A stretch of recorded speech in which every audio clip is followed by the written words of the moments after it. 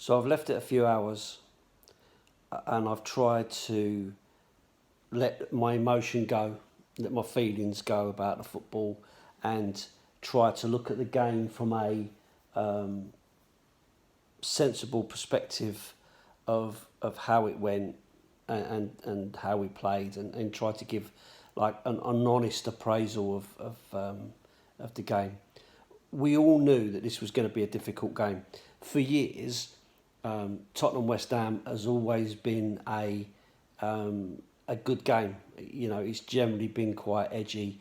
You know, West Ham have always had it as like their cup final. I mean, I know that's been said, and I know it's been said ironically from Tottenham fans, but I think it's already also been said by West Ham fans as well, that they just, you know, they really look forward to beating us. And it's always been a little bit tight, you know, and edgy, whether we're going to beat them or not beat them or whatever. And certainly over the last sort of few seasons, it's got tighter and tighter. This season, it was clear this was going to be difficult. It was going to be a big ask, because West Ham have probably got the best team they've had for a very long time, for a lot of years. They are playing well. They are a good unit. They are a good squad. There's a lot of togetherness amongst them. There's a good feeling around the club that the fans are all in it together, and they feel like they're on the up. And so it kind of makes sense that today was going to be difficult. And I think if we're really honest, you know, most fans put their hand on their heart, thought this was going to be, you know, a tough test. Probably tougher than the expectation against Man United. I was watching someone who said that, you know, if we get 4 points out of these two games, that would be a decent return, with the expectation being a draw and a win. And myself, I thought that this would be I thought we'd have more goals in it than there was, and I was expecting it to be something like a 2-2 or something like that. But again, all of this really depends on what Tottenham are going to turn up. You know, are we going to turn up and have some passion and some heart and some effort and some creativity that's gonna lend something to the game? When it started off, I thought to myself, okay, so we're gonna have to play it fairly cagey to start with, right? Quieten the fans down and kind of get a foothold in the game, because, you know, like I say, they're up for it. They want to beat us. Blah blah blah. They're going to come at us and really push on, and they did. And I felt, you know, we weathered the storm early on in the game.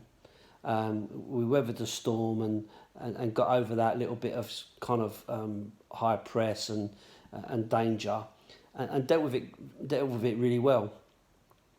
We then started to come into the game, and it was at that point that I felt that that's when we needed that extra.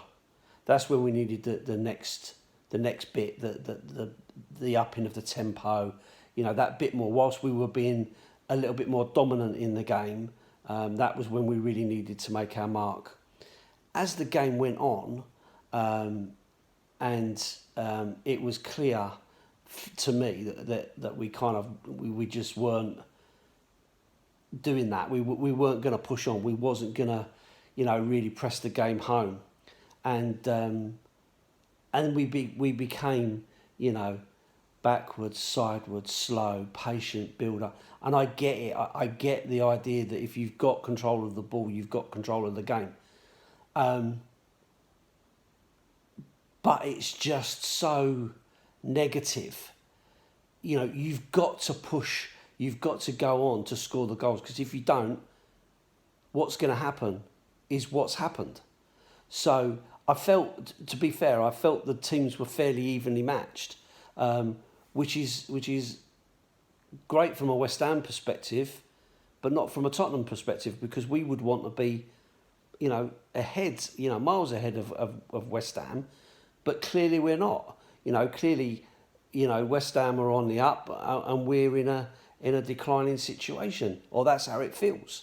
And I'm sure West Ham fans feel the same. You know, that they're on the up. They're kind of going well. They're doing well in Europe and all the rest of it. So, you know, why would they not expect to be you know, at that kind of level? You know, for me, again, I still feel that there is so much passion and heart missing from this team.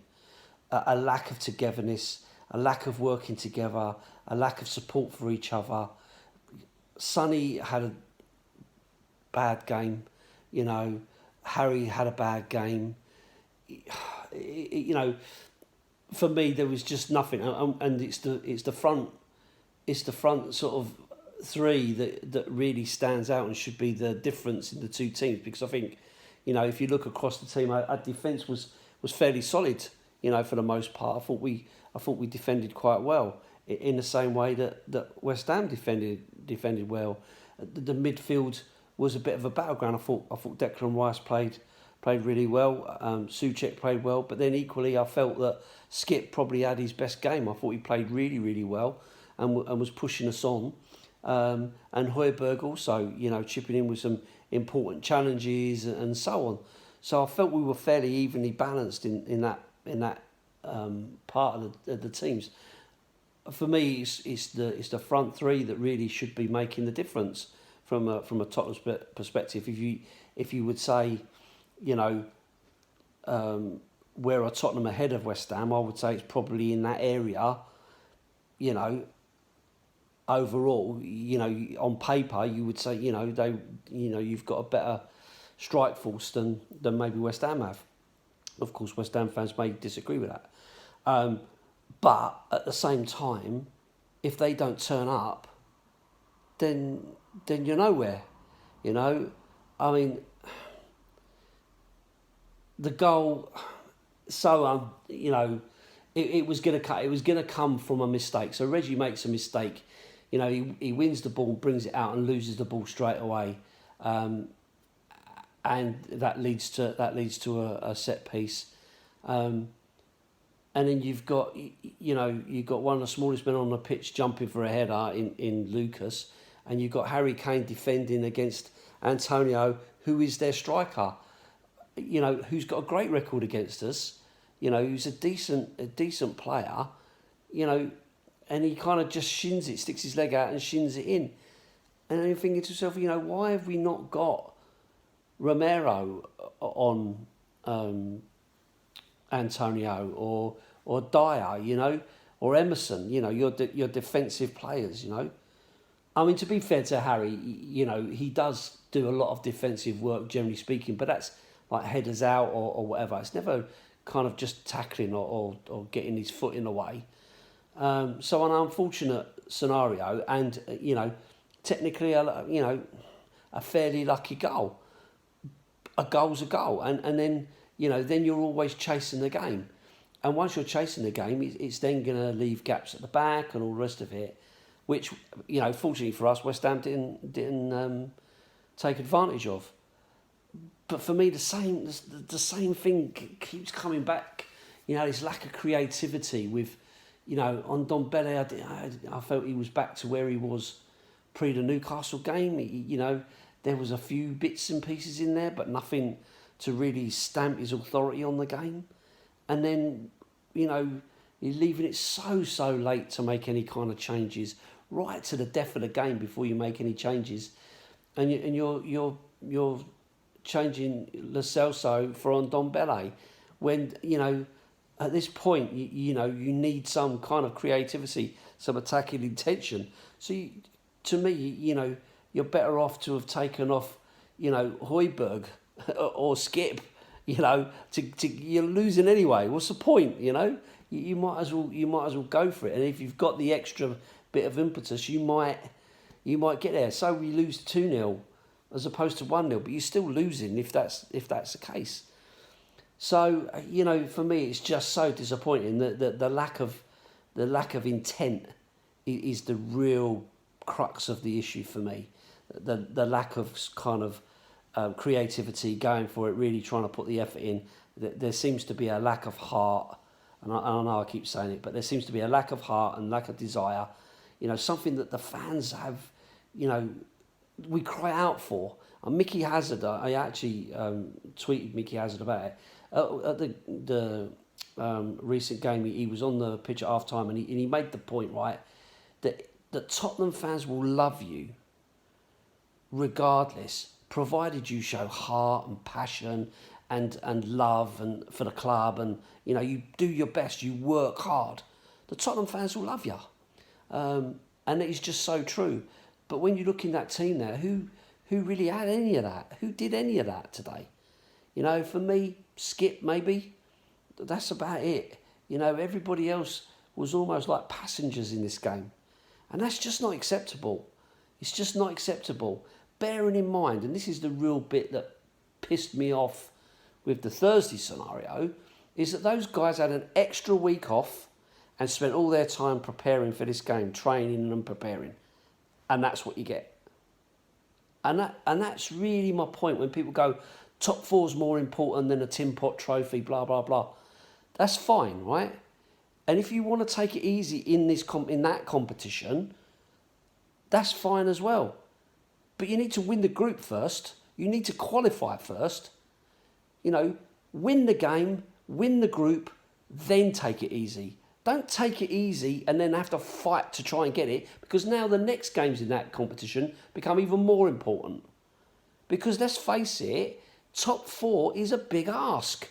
I know, teams are losing left, right and centre, and anyone can beat anyone. It's a crazy old league and blah, blah, blah. Anything can happen. It's early days. Get all of that. I get all of that. But let's be honest and put your hand on your heart. If you're watching Tottenham at the moment, are you looking at a team that you believe is going to get to top four? Is going to get in the top four? And even if you get into the top four, what's the point of that? You get loads of money. No, we don't get loads of money. The owners get loads of money. Oh, and you attract all those top players. What, all those top players that we were attracting when we were in the top four, that we weren't buying? I'm confused, right? We're making these excuses that we get into the top four and then that will attract the great players. And then we'll go on and then we'll get to a point where we win the Champions League. Hello? Wake up, smell the roses. That's pie in the sky. If you're Man City, potentially Newcastle, Liverpool, Man United, maybe you're going to go and spend that money on players to win the Champions League. But we're Tottenham. We don't do that. We do not do that. Our owners will not spend that money. They are making that money by another football club, by another golf club, by an art gallery, by a block of flats, build a hotel, buy a Chick King, whatever they're doing. But that doesn't necessarily mean that just getting into that is going to be for Tottenham squad's benefit. Now listen, all that said, am I going to stop supporting Tottenham? Of course I'm not. Am I going to stop going? No, of course I'm not. Because like everybody else who turns up week in, week out, it's your addiction, it's your love, it's what you're interested in. Tottenham till I die. We say it, we sing it, it's where it is. But we're all entitled to an opinion, right? So we can all say how we feel. And at the moment, I'm feeling dejected, disappointed and down. And not because it's West Ham. Fair play, West Ham won, congratulations. They played well enough. We didn't kill the game off when we should have done. They got a goal, they win the game. There wasn't a lot between the teams, to be fair, on the day, and that's that. But at the end of the day, my disappointment is around the fact that I look at the players and I don't see the heart and passion and the desire to actually do anything for this club. And it's the club that's closest to your heart.